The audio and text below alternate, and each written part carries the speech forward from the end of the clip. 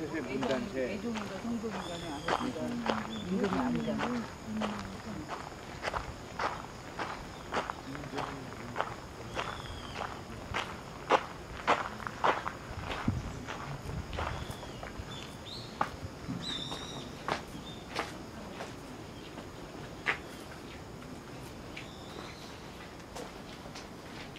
Finally, we arrived here in the second hall named Eternal Peace, our last destination.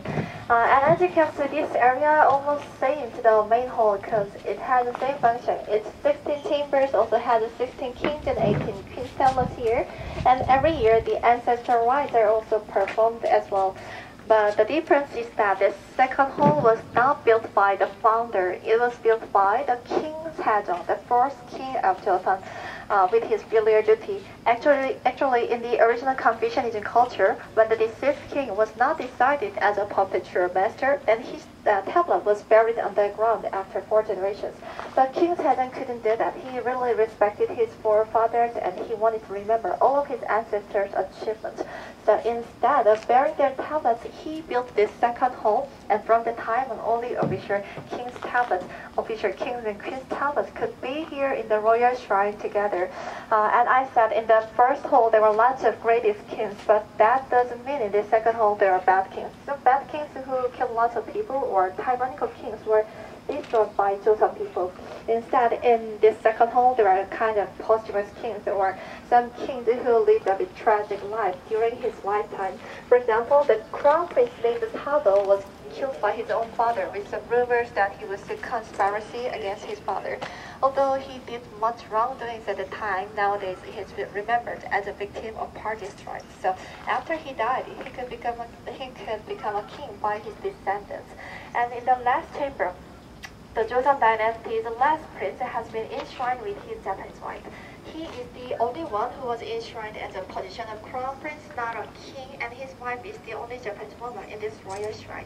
Well, during the World War, like other countries, Joseon also had difficult time under Japanese colonial rule. So at the time, the last prince had just spent most of his lifetime in Japan as a hostage, and he was first to get married to a Japanese noblewoman. So he lived in Japan for a long time, a tragic life.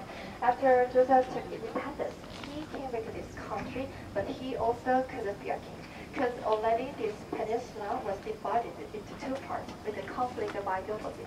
North became socialist country supported by Soviet Union, and here in the south, this new democratic Republic of Korea was started in 1948 with the help of the United States. So that was Joseon's ending, and the last prince became the last one who was enshrined here.